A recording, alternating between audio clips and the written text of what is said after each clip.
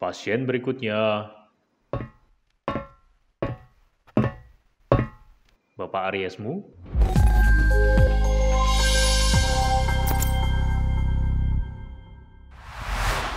Selamat siang Pak, bisa dibantu?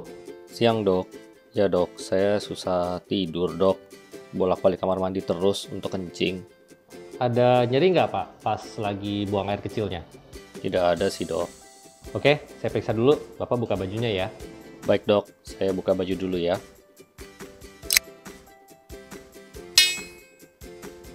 Waduh, Bapak ada penurunan berat badan.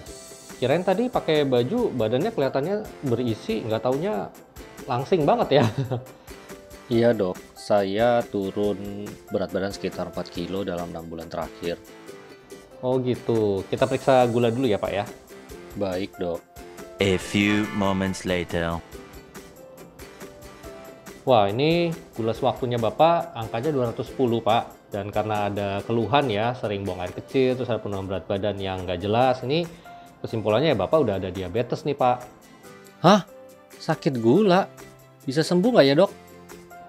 Kalau udah diabetes, sayangnya hanya bisa dikontrol Pak gulanya dengan perubahan diet, olahraga, dan obat atau insulin jika diperlukan. Jadi memang nggak bisa sembuh. Jadi belum tentu harus minum obat dok. Nah, untuk awal ya, kita perbaiki dulu pola makannya Bapak. Lalu kita evaluasi nih Pak dalam 1 bulan ke depan. Kalau gulanya bisa membaik, mudah-mudahan nggak perlu dikasih obat. Makannya gimana dok? Saya udah nggak boleh makan nasi dan baiknya jangan makan malam ya. Oh, nggak gitu. Jadi prinsip pakan diabetes tuh ya, adalah pola makan gizi seimbang.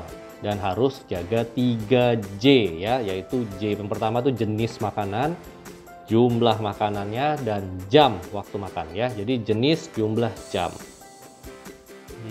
Waduh, gimana tuh penjelasannya dok? Ya Pak ya, jadi pasien diabetes itu sebenarnya tetap harus makan. Malahan tuh nggak boleh kelaparan. Nanti karena kalau puasa kelamaan atau kelaparan itu nanti bakal terbentuk yang namanya benda keton. Atau racun akibat pemecahan lemak tubuh karena tubuhnya kelaparan. Disarankan malahan tuh ya, makan besar 3 kali seperti biasa. Dan ada selingan 2 kali snack Pak, di antara makan pagi sama makan siang. Lah, kok malah banyak dok makannya? Iya betul ya, malah makannya itu harus teratur ya, bukannya banyak Pak, tapi teratur jamnya ya. Jadi makan pagi, makan siang, snack sore, makan malam gitu ya. Bapak lalu dilakukan perencanaan makan nih ya sama ahli gizi sih paling idealnya. Tapi kan ya susah-susah gampang ya, ahli gizi juga tidak tersedia baca. Kalau misalnya masih sulit dilakukan dan belum sempat, prinsipnya intinya boleh seperti ini Pak. Usahakan ya, nomor 1 karbohidrat ya. Sumber karbohidrat itu misalnya nasi, kentang, ubi, singkong, mie, roti itu harus dibatasi Pak, atau dikurangin lah bertahap ya. Bisa awalnya 2 centong jadi 1,5 centong, terus nanti jadi bisa cuma 1 centong doang gitu ya.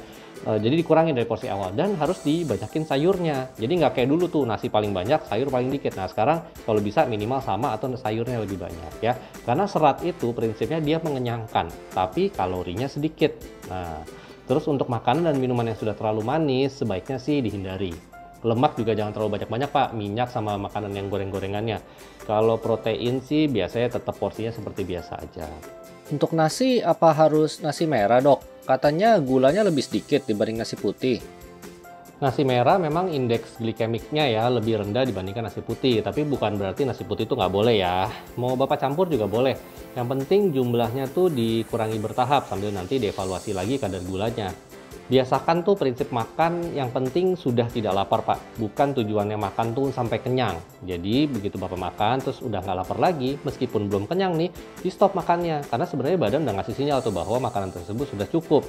Dengan cara kasih tahu, oh saya sudah nggak lapar, tapi belum kenyang memang. Nanti lama-lama Bapak bisa tahu deh porsi minimal yang cukup untuk Bapak. Untuk snacknya, bagusnya apa dok yang boleh? Nah, kalau untuk snacknya bisa macam-macam, entah buah misalnya 1 potong, atau agar-agar kalau Bapak suka ya, atau biskuit-biskuit gandum ya, snack-snack gandum itu juga cukup bagus kok Pak, seratnya juga cukup tinggi. Dan sebaiknya di waktu snack itu jangan minum banyak minuman yang manis-manis ya. Masih boleh minum kopi atau teh gitu nggak dok? Masih boleh Pak ya, asal gulanya sedikit sekali atau pakai gula yang rendah kalori.